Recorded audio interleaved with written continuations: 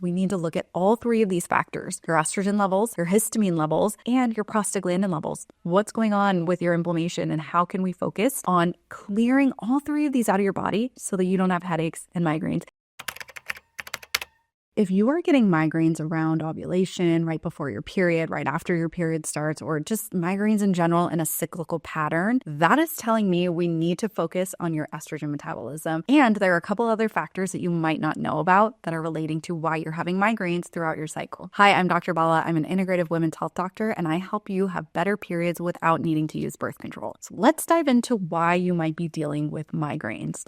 Migraines happen because we have peaks and drops of our estrogen throughout our cycle. So most women are experiencing these menstrual migraines right around ovulation because we get a huge peak and then a drop, and right before our period because we get another peak and a drop in our estrogen. And so if that sounds like you, it's likely that your body is having trouble clearing out estrogen. There may also be another factor is your prostaglandin levels. Prostaglandins are a hormone-like chemical in our body that are responsible for contracting our smooth muscle and helping us shed our uterine lining. But when we have too much of this, it is also an inflammatory marker. So it's going to cause things like cramping and pain and triggering migraines. And the third factor, this is one that you might not have heard of, is histamine. Histamine is also going to be a factor for these migraines. So if you are struggling with not only the migraines, but also getting rashes or flu-like symptoms before your period or ovulation, or if you struggle with allergy flares or congestion, things like eczema or skin stuff flaring up, along with migraines prior to your period starting, that is telling me your histamine is also having trouble processing and getting metabolized and out of your body. So now, not only do we have an estrogen issue, we also have to work on that histamine, because estrogen can stimulate histamine, which histamine can also stimulate estrogen. And then we have this vicious cycle of back and forth between these two. If you're struggling with headaches and migraines, we need to look at all three of these factors: your estrogen levels, how high are they and how is your body metabolizing it? Your histamine levels, how is your body metabolizing that? And your prostaglandin levels. What's going on with your inflammation, and how can we focus on clearing all three of these out of your body so that you don't have headaches and migraines and you're not anxious about your periods anymore? I want to tell you about this girl that I worked with who came to me with really heavy bleeding and really bad migraines around ovulation and before her period. She had it both times. She was like, Dr. Bala, I am exhausted. I'm terrified of every time my period comes, and I'm terrified of when in my cycle I'm going to ovulate because I'm also going to be taken out. And that is like multiple days every single month that I'm having to call out of work, that I have to stay at home, lock myself away, cancel all my plans because I have to be in a dark room by myself. And so it was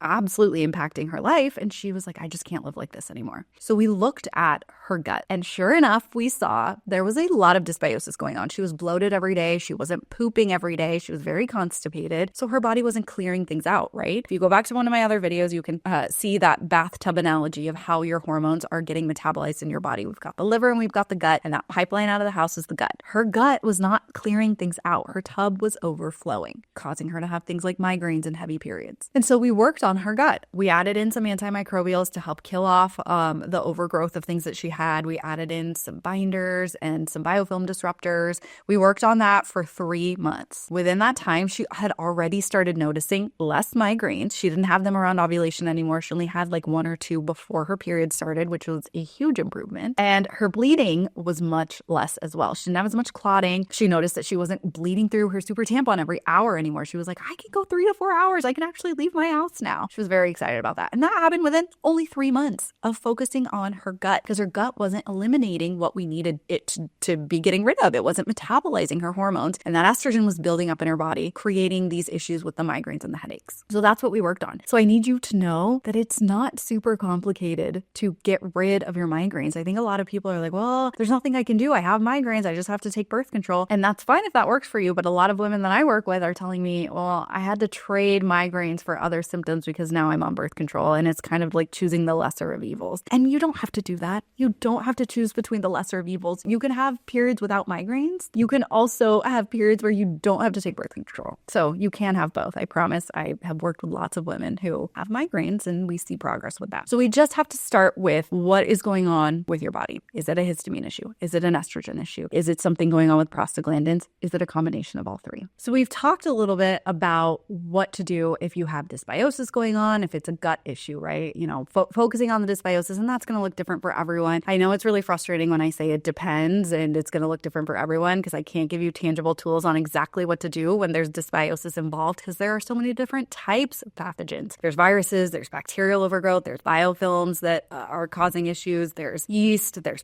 there's so many different things that could be going on. So depending on what your body is doing, we're going to have to figure out a plan for that. But it does often involve killing off that overgrowth, helping to repair the cells in your gut, focusing on repopulating that good bacteria if it's low, all of those kind of things. So again, really depends on what is going on in your gut, but the gut is a big factor to focus on. And here are a few things that if you're not already doing on a regular basis, you can start working on. The first one is drinking a lot of water, drinking enough and adequate water with electrolytes. Most of us are not getting the minerals that we need in our water every single day. And especially if you're drinking filtered water, we need to make sure we're adding those minerals that it strips. So focusing on getting anywhere from 80 to 100 ounces a day with electrolytes in them. If you are like, I drink a lot of water and I'm always peeing, you're probably not absorbing that water. So add those electrolytes back in. Whatever electrolytes you like that don't have sugar, add them in. The second thing that you can focus on for your gut health is going to be fiber. If you are taking a probiotic, you're wasting your money if you're not eating enough fiber. 30 grams minimum per day of fiber. Honestly, you're going to notice such a big difference in so many different areas. You might start sleeping better. You might have more energy. Your moods might change, all because you started eating more fiber, because we are now feeding the bacteria, the good bacteria in our gut. Those bacteria are going to die off if they're not getting fed. Okay. So if you are taking a probiotic and probiotics are not cheap, especially the good ones, you're wasting your money if you're not feeding them with fiber. Focus on getting enough fiber throughout your day to help the healthy microbiome that is already within you thrive. You're going to notice better moods. You're going to notice better sleep. You're going to notice more energy. And the third thing that I love adding in is a bitters. Bitter spray, bitter herbs. You can eat them. Bitter foods like bitter greens. You can eat them before you have a meal. Whatever tastes bitter to you is going to serve the purpose of what bitters do. And what happens when we eat bitters prior to when we eat a meal is we have bitter receptors in our tongue. And when we taste something bitter, what happens is it stimulates our vagus nerve and our parasympathetic nervous system. And that is going to increase our digestive capability. It's going to increase the digestive enzymes we're secreting. It's going to increase our stomach acid. It's going to increase circulation to our gut because we're in that rest and digest state because bitters are triggering that for us. In a lot of different cultures, they have bitter drinks or bitter foods that we typically eat before a meal. And that's why this happened. That's why this evolved, is because we need bitter foods to help stimulate digestion. So focus on hydration, focus on fiber, focus on bitter foods. Now we have to look at histamine. So I want you to know the difference between histamine intolerance and MCAS. Those are two very different things. And I think a lot of people are self-diagnosing because there's stuff all over social media about histamine. Histamine intolerance is basically a functional issue saying your liver is not processing and getting rid of the histamine in your body. And then you're starting to have these histamine symptoms. And you might notice that when you eat high histamine foods, that triggers those symptoms because your body's already struggling to get rid of the histamine. MCAS is an immune function disorder. It is an actual diagnosis. And it is basically an overactivation of your mast cells, and they're releasing all of their contents. And one of their contents is histamine. So then we have an overproduction and an over-release of histamine in our body because of these mast cells. Very different from a histamine intolerance, which is a functional issue, which basically means, hey, your liver is struggling to get rid of stuff, which also means your liver is likely struggling to get rid of estrogen, which is why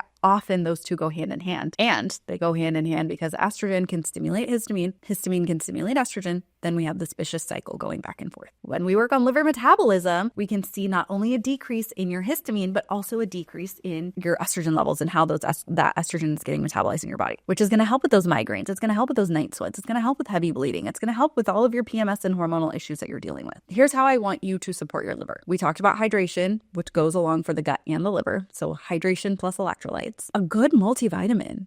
You're going to get all of the nutrients that you need from a good multivitamin that has methylated B vitamins. If you're taking B vitamins that aren't methylated, you're probably going to have worse issues and struggle because most people who are already having histamine and estrogen metabolism issues are likely already struggling with methylation as well. So make sure your B vitamins in your multi are methylated. Adding in a good magnesium. This is a cofactor for so many different processes in our liver. Adding in higher doses of vitamin C, meaning 5 grams or higher. It's very high. A lot of you are like, yeah, I take vitamin C every day. And it's like like barely 1,000 milligrams. That's not really going to do much for you, and you're wasting your efforts on adding just 1,000 in. Castor oil packs are one of my favorite things to put over your liver that are going to help with circulation and help with increasing your liver metabolism and helping to move things along. Dry brushing is another really great thing that you can add in on a regular basis that takes no time. Do it right before you shower. Every time you shower, it takes like a minute or two to do. It's going to help with not only your immune function, but also increasing circulation to your organs, including your liver. Focus on those things for your liver metabolism, especially that higher dose of vitamin C, because higher doses of vitamin C can act as an antihistamine. Vitamin C is great.